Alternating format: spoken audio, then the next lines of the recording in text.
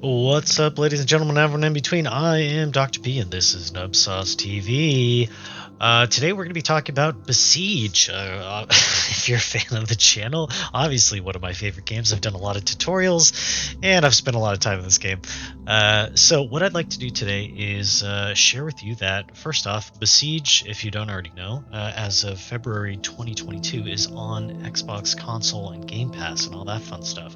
I play on PC, so I'm going to be showing you kind of the PC version. If there's some kind of differences there, just let me know. But I wanted to kind of take some of you newcomers through what is Besiege and why should I play it, and show you a couple of menus and kind of potential. What can you kind of build in this? Why is it fun? So first off, you're going to see that my menu is on fire. It's because I beat the main game. So this little globe here, all these little continents, these are part of the main campaign. It will take you through one level at a time through each one of those continents, and then you'll move on to the next one, move on to the next one. Each level is progressively harder and harder. So for instance, Besiege is a physics-based sandbox game, and so you'll have kind of building tools like Legos to put together, and they'll ask you in the first mission, can you just move from point A to point B? Then can you move from point A to point B to point C? Can you move and rotate? Can you move around structures? Can you shoot things from afar? Can you go grab things? All those sorts of things, culminating in some of the final levels, which are like, can you avoid getting shot by all these bad guys? Can you wipe them all out, light that thing on fire, grab this thing, bring it over there, and blow up all these sky fortresses and stuff like that, and all that in one level. So that the levels are fun. If you guys have any trouble with the levels, just message me, shoot me a comment and say, hey, can you help me with a tutorial on this level or whatever. So I love doing tutorials. If I have time, I'm happy to help you guys out. But let's get into it here. So multiplayer, this basically little portal here is the multiverse. It will allow you to jump onto a server with some friends, and you guys can build together whatever you want. Sometimes you can build levels together, sometimes you build vehicles together, and you can kind of play battle bots or just try and have fun interactions between things. I've built tanks before, where I build the bottom of the tank, someone builds the top of the tank, and then when we press play, they kind of connect, and then we run around together, stuff like that. Or you can just fly around and kind of learn from each other. Some people are better at this game than others, and it's always fun to try and help people figure out how to make the thing that they're trying to make. These are my favorite things right on the side here. So the level editor, that is basically you're going to be putting down a bunch of stationary structures to build a level, not necessarily build a creation that can move throughout the level, but build a level. Some people make crazy levels that are interactive. I've built a sumo level before, if you've ever played Halo, where the level progressively gets smaller and smaller, and everyone's fighting to try and stay in the center. That's really fun.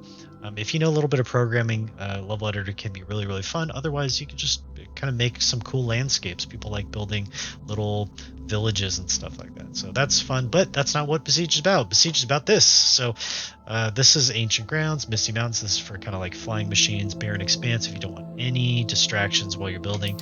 Ancient Grounds, I think, is where it's at when you're building, because as you can see, there's a lot of things you can interact with. You can blow up this tower, you can grab that big cube, you can blow up these little guys in the distance. They even added some little balloons there, a little Viking village, some whatchamacallit, some military dudes over here, and a whole bunch of fun things to interact with on this side, if you're building some driving machine to drive up through there. So we start in Besiege with the starting cube, as it's aptly named, the starting block. So this is indestructible. Some things are not indestructible. If I put something from down here, this is my sandbox kind of tool bag here, so I can grab any of these things and put them on. If I put on a wooden block, I know, because I played before, that this wooden block is subject to damage. It can take damage from a bunch of arrows, or it can light on fire, it can twist and break, it can get smashed, and so it's not a great connector as you start playing through the game, getting to more difficult areas in the single player campaign. And sometimes if you're building stuff that is high performance, wood is not a great place either. But it's also really fun to see your mechanisms just kind of explode and all that sort of stuff. So as you can see here, there are snapping points for these objects. That is not always the case. Some objects also move and interact with other things. Some uh, uh, will have a little menu if you go up to this little wrench bar. And you can see like, oh, I can make this is a hinge here, and this can rotate left and right. I can determine what buttons I want to use for that. I can have auto return. What does that mean? That means that it snaps back to center. They haven't always had that feature, which is really interesting, trying to create features, but when it was in beta, to create things because they didn't have certain interactions that they could do. So kind of engineering around problems. And then degrees that how far to the left, how far to the right is it allowed to rotate, that kind of stuff. That can be a little bit overwhelming. Pretty much you're just going to be dealing with wheels initially when you're building stuff. What button goes forward, what button goes backward, and do I want it automatic? Do I want it to start right when I press play, when I do this? Do I want it automatically going? There it goes, right? So you can figure out those things. If you have any problems, again, just shoot me a comment or message, and I'll help kind of explain some of the interactions that these things have. But all of these things, you've got a bunch of different kind of physics interactions. We've got swivels, we've got springs and pistons and grabbers and all that sort of stuff, even ropes. Being able to put cameras on things, pinning certain things in place as you're building stuff. Let me show you a couple of things that you can build here. So initially, let's, go into concept here. These are all some things that I've played around with. Initially, you'll be building things like this. Like here's a crane, pretty simple crane. There's a counterweight here.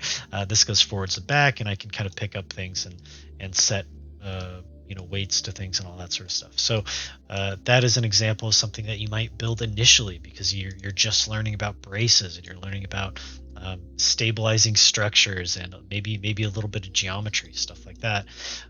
But as you get a little bit better, maybe you're interested in human anatomy, and you build a hand that works like a normal hand would, and you can do all sorts of fun things to make it move and interact with the environment. Maybe you're really into Halo and you are like me and you decided to just go crazy and use all of your Besiege expertise to make a I was gonna say high performance, but it just smashed into there goes our drivers. Make it like a Halo 2 sport hog right there, right? That much like in the game, if I use this God tool here, much like in the game, if it flips over, I have programmed a button that I can press to flip it back over using fans, using powerful fans that are kind of hidden in the chassis there. Maybe you are you get to the point where you're like a super besiege god and you can make a Z95 from Star Wars right here that's got a bunch of little programming blocks on the back. And so when we go up into the air past a certain point, the landing gear automatically comes up. I'm not pressing any buttons. It's just auto stabilizing kind of by itself. If I tilt to the left or to the right, it's going to auto stabilize. Maybe I wanted to add, let's see, which the camera here. I want to add a camera that allows me to aim things, and I'll shoot little missiles out or something. Let's see if I can do a good one. Come on, ready? There we go. Right? Maybe I build a missile that has a camera that chases it and follows back. So a lot of cool things you can do and build in this game. It doesn't. There's no there's no limit essentially. So that's what I really love about this game. The more and more you get into it, the crazier your buildings become, the better your skills become, the more you understand the interactions between certain items, and you can adapt certain items to be things that maybe you didn't think that they could be before. Like these are wheels, but I adapted them to look like maybe an engine. And as you can see here, part of the wheel still works because it looks like there's a turbine in there, but is it serving any function other than aesthetic? No, not really. So there's a lot of skills to be learned in this game, and you can make some really neat stuff. But initially, like if you're just getting into this game, I invite you to look at my like helicopter tutorials and stuff. Everyone wants to know how to build a flying object, and so this is one of the most popular Besiege tutorials on the internet right now, is just how do you build a helicopter. So I initially, when Besiege first came out, I was showcasing some very, very simple concepts, and you can take a core like that and turn it into, oh geez, let's see, where would I put that? Turn it into like a helicopter. You just build a couple brace structures around it, make it kind of look like a shark maybe, and have it have a cannon on there, maybe a flamethrower. Let's see, what's the flamethrower button? I don't remember. There's definitely dropping grenades and exploding those. There's missiles and all that sort of stuff, right? So these are the things that you'll probably be making initially, as you just kind of get a feel for a physics-based game, a physics-based sandbox, and interacting with all these different tools and how they play around with each other and how to build on top of certain things. So I'm really excited to see kind of what you guys build. If you have any questions for me, how to beat certain levels, how to make some crazy cool stuff. Let's see what one of my turrets here. Yeah. Let's do like this one. So one of my turrets here. How do you make a turret that just kind of does some like repeating stuff?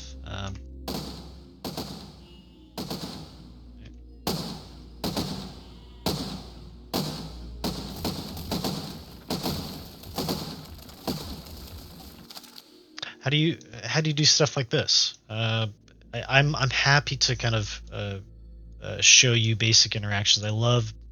Everyone loves making kind of like flying objects.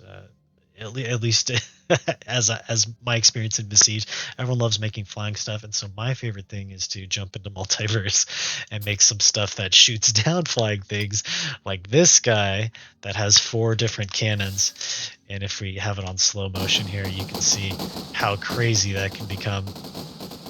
Just sitting here and having them kind of like dive bomb you while you're trying to shoot them down. It's really, really fun. One of my favorite things to do. As you get better and better in Besiege, you're just basically playing battle bots. But you can make one of my favorite designs that I've created is my quadcopter. Let's see, where would it be? Aircopter, and where do I have a 2020 version? I have a 2020 version. So here's my 2020 version. This fits in the bounding box. When you first start, you have a bounding box here. You can kind of see that is how big your machine can start. If you turn that off, you can build as big as you want. But when you're playing single player in the campaign, you have to build within this box, or else it's kind of cheating or unfair. So I built a quadcopter that right when you press start, it automatically folds out. Right, it's got some trim and stuff. It can go up and down. Let's put it back on normal speed. It can go left and right. It's got cannons on the left and right that can shoot. Oh geez, what is the? Did I have? Yep, I have a little grabber that comes out of the bottom, as you can see there. I've even got a missile. What is my? Nope, that's not right. What's my camera view? That's not right. That's a bomb. That's a bomb. What's my camera view? Is it this one? Yeah, okay. So I even have like a little missile that should shoot out. Yep. So I have a timed missile that, get back to this view, that comes out of the bay here and shoots out of here as this kind of opens up. Let's see if it'll do it again. Yeah, so it shoots out. That opens. All that's kind of programmed. So they recently added like programming blocks and stuff like this, logic blocks that you can make timings and makes all sorts of cool mechanisms that you couldn't before. But you can build stuff like this. This kind of vehicle, this barge, is something that you'll run into in the campaign. And one of my favorite things is in this game was to make a version of that. Right, make a version of that. What would be the best version of that? If there was a king of this whole land, what would his look like as opposed to just the usual ones? And so that's kind of what I like to build. So I would encourage you to play this game. It is amazing.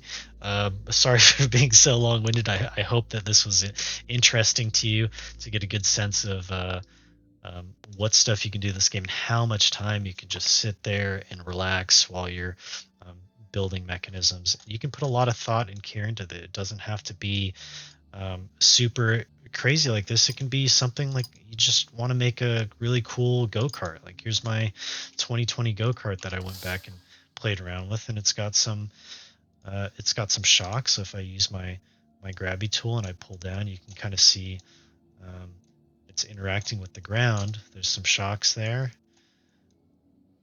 that kind of help it navigate. It can turn left and right. When I let go, it snaps back to center, right? That's that auto return that we were talking about.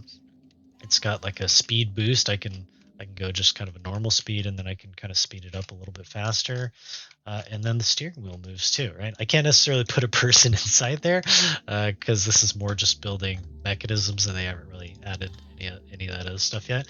But this is all stuff that you'll probably play around with, and doing that will help you learn again interactions between each one of these little sandbox tools and physics interactions, all that sort of stuff. So this is a great game for learning and exploring ideas.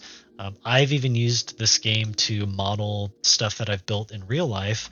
I model in this game first, use it as a physics engine, and then I go build it somewhere else. So um, enjoy this game. Enjoy this game, and if you like the way that, go ahead and navigate my channel. If you like the way I explain some of the buildings and how to build helicopters and stuff like that, please interact with me. Like send me comments saying like what's your thought, how it helped, and or how it didn't help, and ask me questions about what levels to be, how to build certain things, um, anything that's on your mind. If it has to do with Besiege, I'm happy to like take some time and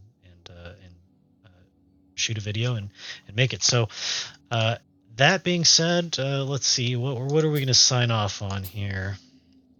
I'm sure there's a fun thing in concept here somewhere that I could build. Yep. So let's see. Does this go? All right. On that note, thank you so much, and enjoy Besiege. Again, send me comments, likes, subscribe, whatever you want, and once again, this is Dr. P, and you've been watching Nub Sauce TV. Thanks very much. Ciao.